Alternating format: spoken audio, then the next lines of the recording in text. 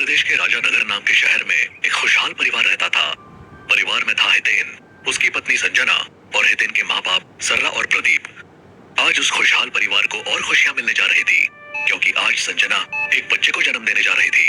सब कुछ ठीक था, ऐसा लग रहा था कि नॉर्मल डिलीवरी होगी, लेकिन अचानक जाने क्या कॉम्प्लिकेशंस आई कि डॉक्टर को सी सेक्शन करना पड़ा। संजना जी बेहोश हो गई है। अगर हमने उन्हें बहुत देर तक ऐसे ही रखा तो वो मर भी सकती है। हमें सी सेक्शन करना पड़ेगा। नहीं डॉक्टर साहब, मेरी संजना को कुछ नहीं होना चाहिए। आपको जो सही लगे वो करिए। 1.5 घंटे के इंतजार के बाद आखिरकार अस्पताल में एक किलकारी गूंजी।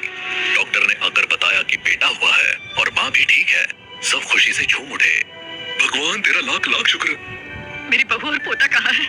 मुझे उन्हें देखना है। हाँ प्लीज उन्हें जल्दी बाहर लेकर आइए, मुझसे इंतजार नहीं हो रहा। दोनों को बाहर लाया गया। पूरा परिवार बहुत खुश था। 2 दिन बाद उनकी छुट्टी हो गई और वो घर आ गए। बेटे का नाम उन लोगों ने प्रेम रखा और उसे बहुत प्रेम से पाला भी। उसके दादा दादी ने तो इतना लाड़ प्यार किया कि उसको बिगाड़ ही दिया। लेकिन जब वो 4 साल का हुआ तो एक दिन खेलते खेलते सीढ़ियों से लुढ़क कर गिर पड़ा।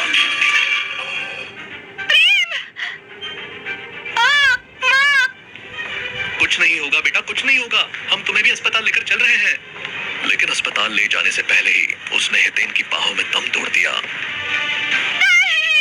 मेरा बच्चा, मेरा बच्चा। नहीं, ये नहीं हो सकता। हे भगवान, मुझे उठा ले पर इस बच्चे के प्राण वापस कर दे। प्रेम की मौत ने पूरे परिवार को तोड़ दिया। उसका अंतिम संस्कार करने के लिए वे जंगल के किनारे गए।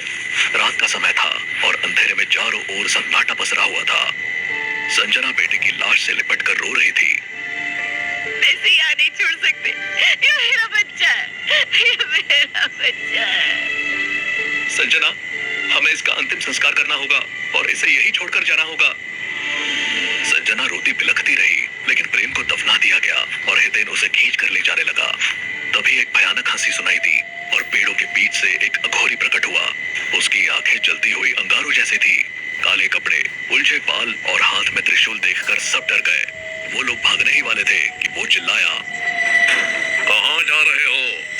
शरीर मरता है, आत्मा नहीं मरती, कभी नहीं मरती। मैं तुम्हारे बच्चे की आत्मा वापस बुला सकता हूँ। क्या सचमुच? ये बकवास है, चलो यहाँ से। यदि तुम उसकी अस्थियों पर साधना करोगे और एक मंत्र पढ़ोगे तो उसकी आत्मा तुम्हारे पास लौट आएगी। इसे कच्चा कलवा कहते हैं। हम तुम्हारी बातों में नहीं आएंगे, दफा हो जाओ। हितेन ने अघोरी को भगा दिया, लेकिन उसकी बातें संजना के मन में घर कर गई। घर लौटने के बाद भी वो बार बार सोचती रही, क्या वाकई ये संभव है? संजना, उस पागल की बातों पर मत सोचना। प्रेम हमें छोड़कर जा चुका है, हमें उसे यादों में ही रखना होगा। संजना ने चुपचाप आंसू पूछे, लेकिन वो भीतर से टूट चुकी थी। उसके मन में बार बार यही आ रहा था कि उस अघोरी की बात मान ले और अपने प्रेम को वापस बुला ले। दिन गुजरने लगे और संजना बिल्कुल चुप रहने लगी। इसी बीच एक दिन प्रदीप घर में अकेले बैठे थे। अचानक उन्हें किसी बच्चे की हंसी सुनाई दी।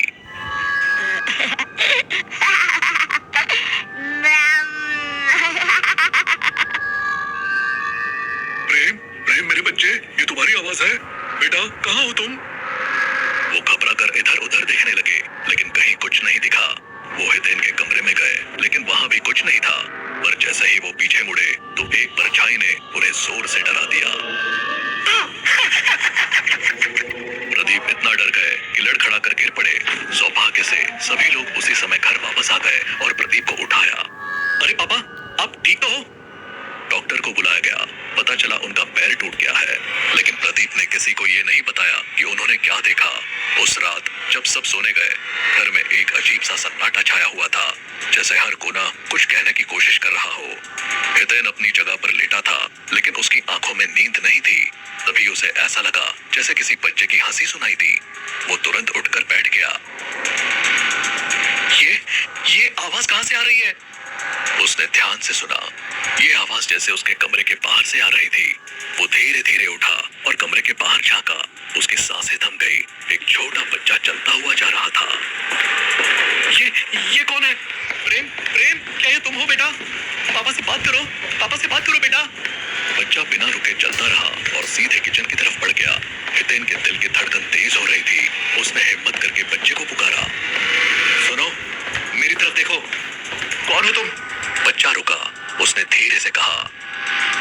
की जगह मुझे होना चाहिए था।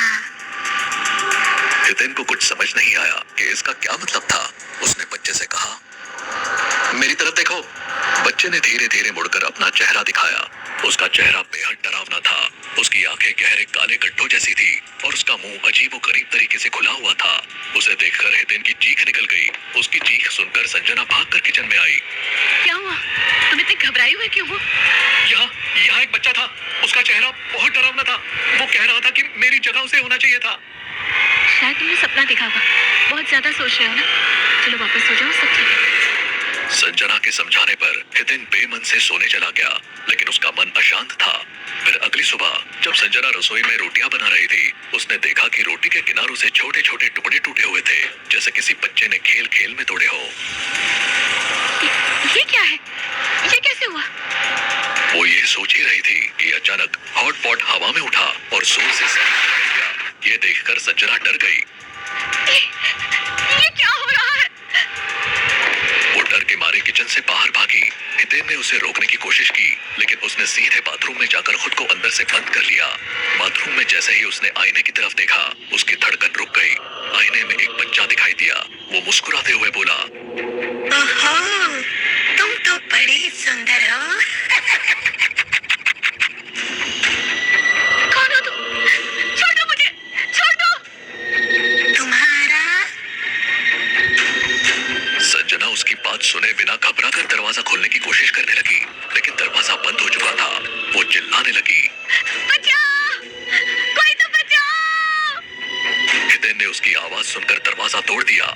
क्या हुआ? इतनी घबराई हुई क्यों हो? मैंने उसे देखा, एक बच्चा। उसने मुझसे बात की। उसने कहा मैं सुंदर हूँ और वो हंस रहा था। संजना, ये सब क्या है? कल रात मुझे भी वो दिखा था।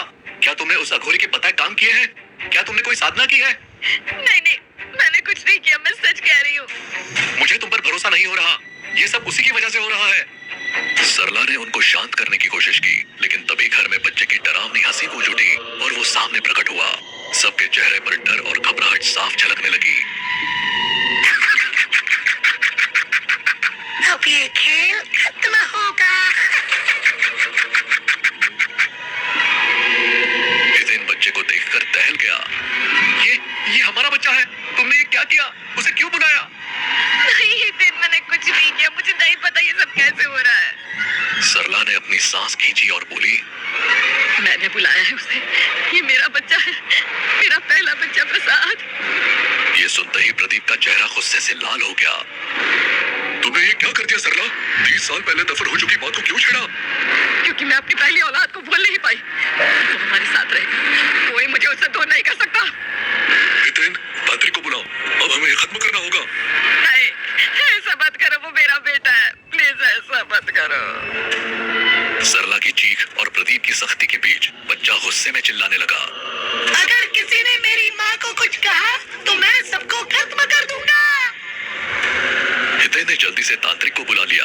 तांत्रिक ने आते ही सबसे पहले सरला को बांधा, जिससे सरला चीखने लगी और बच्चे का गुस्सा बढ़ने लगा। उस बच्चे की कब्र कहाँ है? पीछे वाले गार्डन में। हितेन और तांत्रिक गार्डन की तरफ भागे। बच्चा उनके पीछे पीछे आ रहा था। रुको, मैं भी एक माँ हूँ। मैंने भी अपना बच्चा खोया है, लेकिन मैंने कभी उसे वापस बुलाने की कोशिश नहीं की।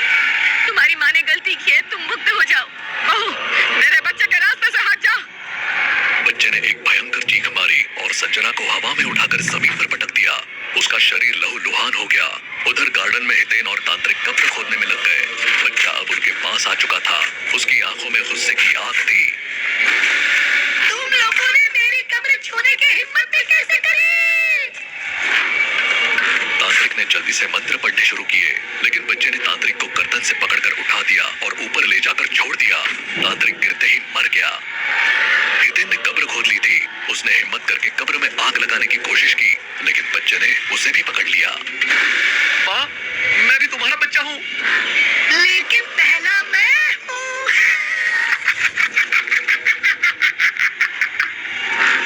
ये कहकर बच्चे ने हितेन को उसी कब्र में जिंदा दफना दिया। बच्चे ने सरला को आजाद किया और सरला बच्चे को गले लगा लिया। अब कोई हमें अलग नहीं कर सकता। अब हम हमेशा